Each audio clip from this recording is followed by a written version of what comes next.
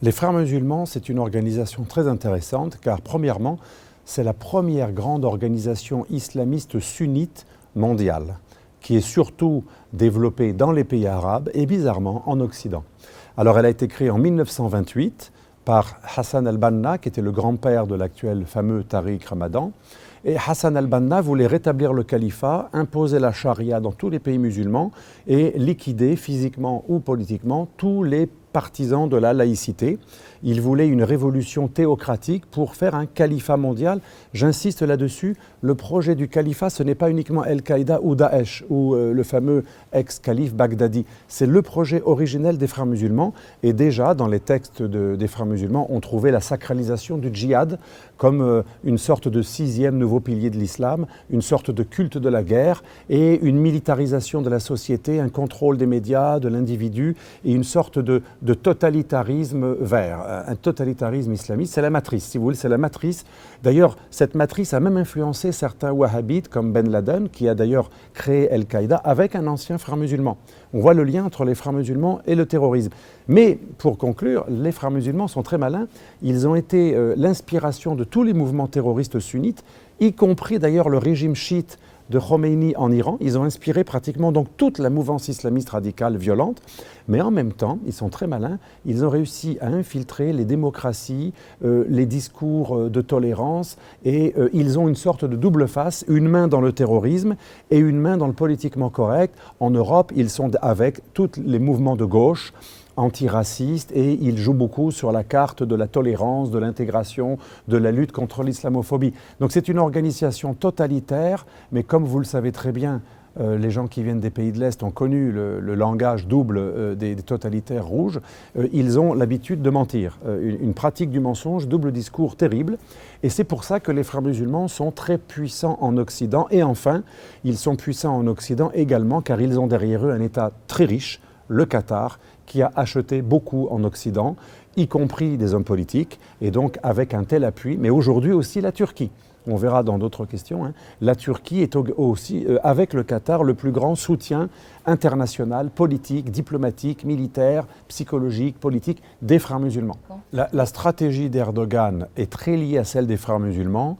Depuis qu'Erdogan s'est débarrassé des conservateurs et du mouvement Fethullah Gülen, il y avait plusieurs tendances dans son parti, c'est devenu le grand appui des frères musulmans. On peut dire que la Turquie, avec le Qatar, est le deuxième pilier de soutien diplomatique, politique, géopolitique aux frères musulmans. Et donc, ils partagent avec les frères musulmans le même projet de rétablir un califat, bien sûr un califat qui serait dirigé par les Turcs, le califat ottoman ou le sultanat ottoman. Et d'ailleurs, Erdogan a officiellement dit qu'il voulait rétablir l'Empire ottoman. Nous avons organisé récemment, avec mon ami ancien ambassadeur de Tunisie en France, Mezri Haddad, un grand colloque international à la Maison de la Chimie à Paris, qui a réuni des Grecs, des Chypriotes, des Libyens, des Tunisiens, des Algériens, des Syriens, des Libanais. C'était très intéressant. Il y avait toute la Méditerranée.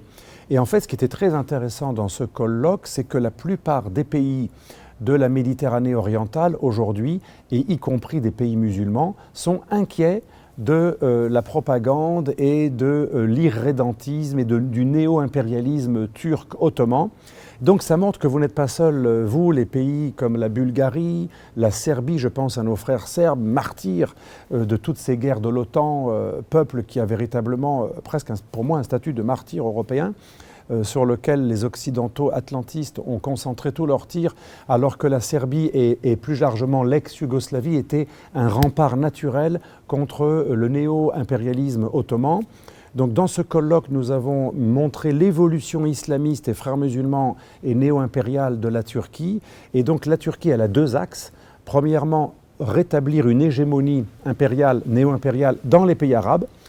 Pour séduire les Arabes et pour justifier cet impérialisme, la Turquie fait croire qu'elle protège les musulmans contre les méchants occidentaux, contre les Kurdes et contre tous les ennemis de l'islam. Donc d'où une stratégie très pro-palestinienne, voire au soutien du mouvement terroriste Hamas, mais aussi d'autres mouvements terroristes comme Al-Qaïda en Syrie ou en Libye. Et de l'autre côté, dans la partie ex-européenne de l'ancien Empire ottoman, toute la stratégie d'Erdogan consiste à se présenter comme le défenseur des minorités musulmanes ou turques ou turco-musulmanes des Balkans et de l'Europe orientale. Donc, bien sûr, la Bulgarie est concernée, la Serbie, le sud de la Serbie avec les minorités musulmanes albanophones, la Bosnie avec les musulmans bosniaques, la Macédoine, qui est totalement déstabilisée en ce moment avec un irrédentisme nationaliste albanais très lié à l'islamisme, parce que vous savez, l'Albanie, en tant qu'État, est beaucoup plus laïque que les Albanais en dehors d'Albanie. Les Albanais de Grèce, surtout les Albanais du sud de la Serbie, du Monténégro et surtout de la Macédoine, sont des Albanais très islamisés, et souvent les Albanais d'Albanie ne les aiment pas, parce que les Albanais d'Albanie sont très laïques, avec un islam beaucoup plus tolérant. Et donc aujourd'hui, Erdogan a compris que les minorités les plus islamisées des Balkans et de l'Europe de l'Ouest sont naturellement pro-turcs, puisque pour eux, l'Empire ottoman, c'est l'époque où les musulmans étaient les patrons des chrétiens. Ou comme vous le savez, les musulmans turcs de l'Empire ottoman pratiquaient la barbarie de l'esclavage, de la déportation des enfants, le fameux devshirme, qui était le système des janissaires. On volait à leur mère des enfants chrétiens des Balkans, que on en faisait des esclaves ensuite pour l'Empire ottoman, islamisé de force, et ensuite, qui d'ailleurs était même envoyé pour tuer des chrétiens. Donc c'est un traumatisme pour l'Europe orientale, mais le grand drame de l'Europe orientale, c'est qu'elle a un autre ennemi, l'atlantisme. Quand l'Alliance atlantique et l'Union européenne progressent vers l'Est, les lobbies atlantistes essaient d'empêcher les pays balkaniques d'avoir une politique de résistance au néo-ottomanisme. Il y a une sorte de prise en sandwich. Les pays slaves orthodoxes de l'Europe orientale sont pris en sandwich entre deux ennemis. L'islamisme néo-ottoman turc, frères musulmans, qui essaie d'instrumentaliser les minorités contre les États souverains. Et de l'autre côté, l'Alliance atlantique qui demande à adhérer à des projets pro-américains, mondialistes, antinationalistes. Et donc ça, c'est un véritable problème. Aujourd'hui, moi je pense que la stratégie des pays d'Europe orientale, surtout les pays de tradition orthodoxe, devrait essentiellement consister à avoir de bonnes relations avec la Russie et à trouver un protecteur parmi ceux qui ont vraiment intérêt à protéger les peuples orthodoxes. Aujourd'hui, l'Alliance atlantique, si on fait le bilan des 30 dernières années, avec les guerres contre les Serbes et le démantèlement de l'ex-Yougoslavie, objectivement, l'Alliance atlantique a permis le retour du néo-ottomanisme turc ottoman dans les Balkans. C'est un danger absolu pour beaucoup de pays et il ne faut pas céder à la tentation de donner des pouvoirs exceptionnels aux minorités séparatistes. Il faut que comme en Europe de l'Ouest, nous le disons parmi les analystes comme moi, on ne doit pas céder au communautarisme, au séparatisme. Il est normal d'intégrer des citoyens musulmans, bien entendu, ce n'est pas un problème d'avoir une autre foi. D'ailleurs, il y a des musulmans très patriotes, moi j'en ai rencontré en Serbie, qui se sentaient serbes ou yougoslaves. Donc ce n'est pas l'islam qui est le problème, c'est de laisser les musulmans, soit d'Europe de l'Ouest, issus de l'immigration, soit de l'Europe de l'Est, qui sont plutôt issus des conversions, parce que la plupart des musulmans en Europe de l'Est sont des anciens chrétiens convertis, donc c'est les autochtones, et donc il n'est pas question bien sûr de les exclure, il faut les inclure, mais sans céder au séparatisme, il faut les inclure en tant que citoyens qui doivent respecter les normes majoritaires chrétiennes, européennes, slaves de ces pays, et il ne faut surtout pas céder aux demandes des Turcs qui voudraient qu'on leur donne des exceptions, des séparations, des espèces d'États qui auraient des droits spéciaux. Car ça, ce n'est pas l'égalité du droit. Et la tentation aujourd'hui de certains pays de l'Est, comme en Bulgarie, mais aussi en Roumanie, moi j'ai senti ces dernières années une perméabilité au communautarisme islamique. C'est une tentation, certes qui est appuyée par les pays occidentaux et de l'OTAN, mais moi, mon message aux pays de l'Europe de l'Est, il ne faut pas du tout céder à cette tentation du communautarisme. Quelle est la réaction de l'Union européenne envers la politique d'Erdogan ? Malheureusement, la réaction de l'Union européenne, là je serai beaucoup plus bref, à la politique d'Erdogan, malheureusement, elle a été équivalente à zéro. On a envisagé des sanctions, mais très minimes, qui n'ont même pas été toutes appliquées. Seule la France a envoyé un dispositif militaire naval lorsque la Turquie a menacé les compagnies pétrolières européennes, notamment italiennes et françaises. Tout le reste de l'Europe s'est couché devant Erdogan. Quand la Grèce a été agressée politiquement, diplomatiquement, vous savez que depuis quelques années, la Turquie, nous l'avons dit dans le colloque à Paris le 29 février dernier avec le CIPCA, l'Union européenne a dit, et l'OTAN, les deux organisations qui auraient dû défendre les Grecs, lorsque les Grecs ont été menacés par la Turquie qui a revendiqué toutes les îles grecques de la mer Égée, l'Union européenne et l'OTAN ont dit que c'est une affaire interne. Surtout l'OTAN a été absolument scandaleux.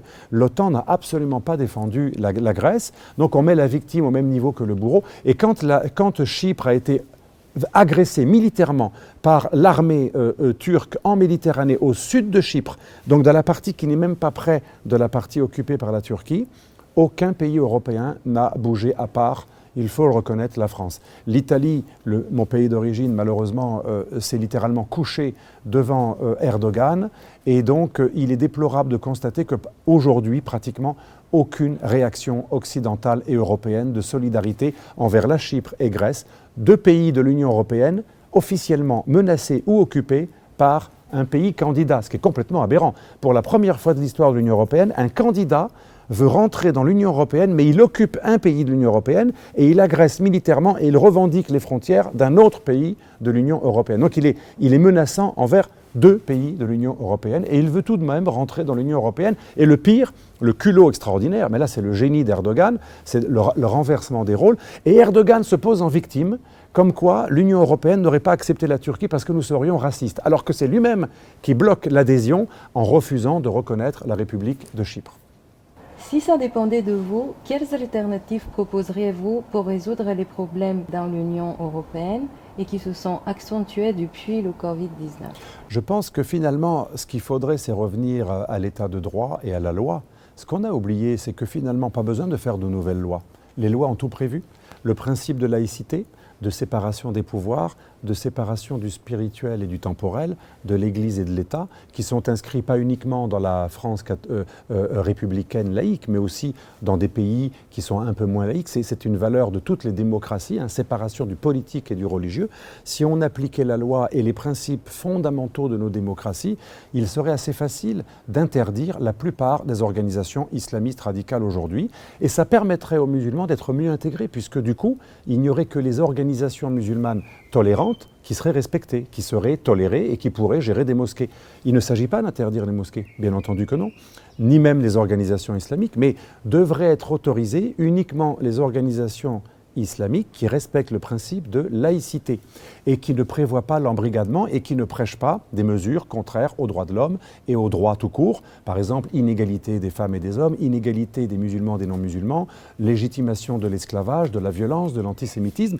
Est-ce que vous savez qu'aujourd'hui, dans les mosquées d'Europe, dans les 3/4 des mosquées d'Europe, j'affirme, les 3/4 des mosquées d'Europe, c'est le chiffre minimal, qui sont gérées par les Pakistanais, les Turcs, les frères musulmans, les salafistes pro-saoudiens ou hors saoudiens et d'autres organisations radicales. Eh bien, la plupart des mosquées d'Europe aujourd'hui sont tenues par des organisations qui considèrent légitime la guerre sainte contre les mécréants, qui considèrent légitime l'inégalité homme-femme, qui considèrent normal l'antisémitisme, normal la haine envers les païens et le crime d'apostasie, la punition par la mort de l'apostasie ou du blasphème. Si l'état de droit n'est plus le premier, s'il n'a pas le pouvoir originaire, et si ce qui est normal, c'est ce que pensent les uns et les autres, c'est le retour finalement des clans et des lobbies les plus puissants et les plus influents, au détriment de la loi qui, elle, doit être appliquée à tous, de manière impersonnelle, sans tenir compte des rapports de force ethniques, religieux, etc. Aujourd'hui, la République, ça va devenir une république de clans.